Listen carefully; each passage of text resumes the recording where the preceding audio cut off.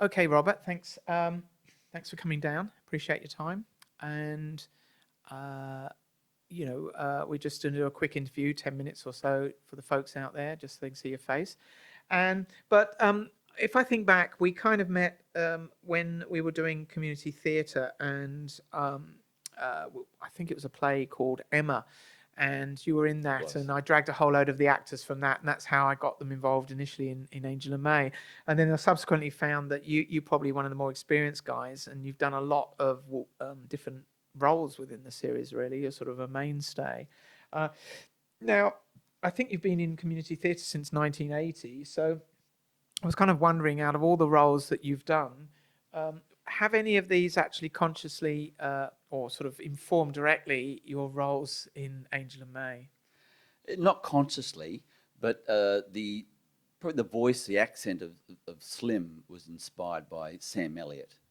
Um, Yeah, I kind of, that sort of cool, laid back sort of personality. yeah, Yeah. yeah, definitely. That's what I envisaged when we were trying to write the guy. You know, he's just the archetypal cowboy, isn't he? Oh yeah, yeah, Absolutely. absolutely. So, and specifically, I'm wondering were there skills that you felt were transferable from your stage work, because a radio play is actually quite a different animal.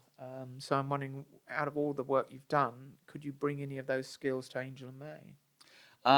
Certainly accents, the live script reading, but one of the main differences is with stage theatre is you have to project your voice and sort of overemphasize actions and things.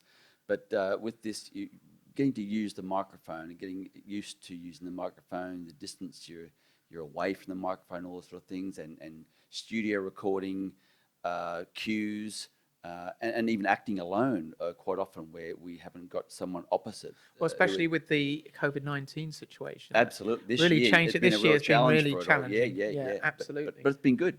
Yeah, I think it worked out Having a lot of actually, but fun. in a Yeah, way, yeah. kind of better, because we could focus more specifically, and then if you fluff something, you're not worried about keeping the other guys waiting. We can just take as long as it needs to be taken to get it right. It's sort of kind of more relaxed. So that I think that's worked out quite well. So you have been involved since episode one, in fact, because I think you being the narrator, you're like right up front. I think you're like the Yeah, first person on microphone, actually. yeah, yeah. Yeah, so I'm Absolutely. sort of wondering, when I rocked up and I was doing the sound in Emma and sort of stuck up in the booth, and then I appeared and then tried to drag you all out to this thing that you'd never heard of. What did you actually think about the whole idea? My first reaction was I was excited. Something different. I enjoy doing different voices, that sort of thing, and wondering what it was all about.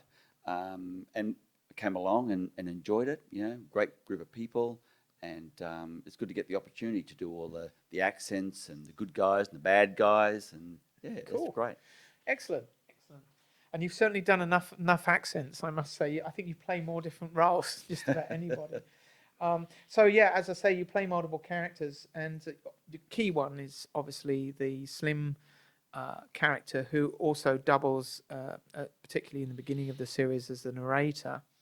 But you have also contributed to a good number of the bad guys as well, which you do very well, I must say. But out of those two, which ones do you enjoy doing the most? I certainly enjoy doing Slim. You know, his accent, his cool sort of double act. Well, his double act with Maurice actually, who's the camp character, and there's a lot of good lines and that in there. And also like doing the German Freelanders, or Friedlanders, I should say, and Bodecker, the mad scientist. Yeah, he, Yeah, yeah, all very different, aren't they? yeah, they are Yeah. indeed. Yeah. So, I've always kind of wondered, Slim is obviously a clearly extremely capable, well, in this case, killer, or wet worker, as they normally say, and obviously worked for the government. Why would he be hanging out in this obscure inn in the sort of small, obscure corner of the solar system? Why would he need to do that? Is he just, are there other reasons? So, what do you think? Well, firstly, yeah, I think he's laying low. You know, there's a lot of people out there that like to see him dead, and he feels safe. And waiting in the wings also for potential action. Interesting place to be. Watching different characters come in and out of the bar. He also he likes Gander and Rudy and the work they do with the RCBS. And look, it's nice to do something positive for a change for people that he knows and loves, rather than just being given orders by the government. Sort of cold-hearted killer. Yeah, exactly right. Being a human being again. Yeah. Cool. Okay. So, so obviously we talked quite a bit about Slim. What are the particular challenges for that particular role? Well, keeping the consistent accent, bearing in mind, it could be weeks, if not months, before Between each of the sessions. Exactly right, and just making sure that I'm consistent with the first time that I did it. Yeah.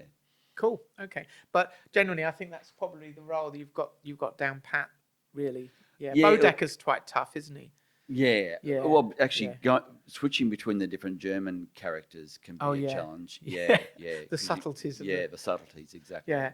And that is difficult, actually. And I think that's one of the flaws that we have in our series is we don't have enough actors to cover all the different roles we've got. So I think we tend to ask. I think it's confusing for the audience because it's quite hard for actors to really change their voice. It's really hard to do that.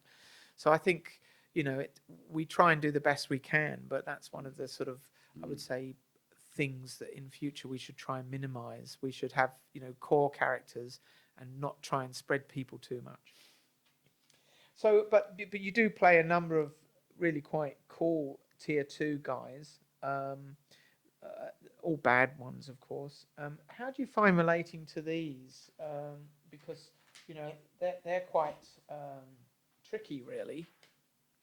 Yeah, well, I mean, there's characters like Gunther, the German character, also the snooty tailor. Oh yeah, he was good. Gabba. I love that accent actually. Yeah, he's a lot of fun.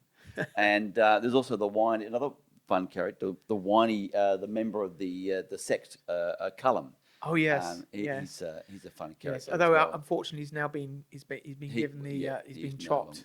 Rest in peace. Because I couldn't bear his whining anymore. And Bodecker, I really like doing Bodecker, the mad scientist who was sort of instrumental in creating the bat stags. Oh, the good old bat stags. So I hope there's some more of that coming up. I wonder if they might get out again. Actually, they're kind of pretty tricky to keep in a cage. Yeah. So season 3 is in the process of being written, and as you know, and I was wondering what developments would you like to see relating to your characters? Possibly we would expand on certain things in season 3. Certainly a bit more action for Slim. Get out there and a bit of gun toting, and you just want to shoot those Lassiters, don't you? Absolutely, yeah. And Bodecker. I'd like to see some more. The mad scientist. Yeah, I'd like to see some more action for him as well. Cool. Well, look, thanks very much, Robert. It's good, quite interesting hearing from you. Hopefully, we'll hear about.